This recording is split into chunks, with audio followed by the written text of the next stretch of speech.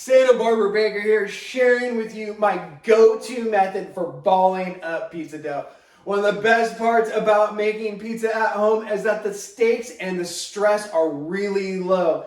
When you're balling up pizza dough, take a little bit of time, but don't take too much time because your dough might dry out, but don't stress on it. It can be a little intimidating at first, but you got it.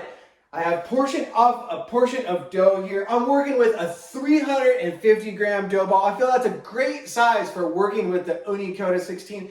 That's gonna give you about a 14-inch pizza, which is really fun to bake in the oven.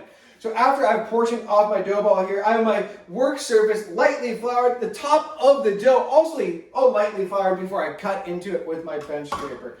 I'm gonna flip the dough ball over, or what's gonna become our dough ball here, and in 3 motions, fold this into itself and then pick it up into my hands here. You can see the surface is already looking really nice, and I'm gonna start tucking the dough back into itself, being careful though to not really pocket in any big portions of air though. You wanna be gentle on your dough. That fermentation has already started taking place, so you don't wanna squeeze too hard, but you don't wanna trap any big huge bubbles of air in there because that could end up with problems later when you're stretching. You can see here maybe a little sticky. Get your hands into a nice little bowl of flour here to help finish it up. And I just pinch the dough ball close here. This one is looking really nice. I'm gonna get this into my dough tray.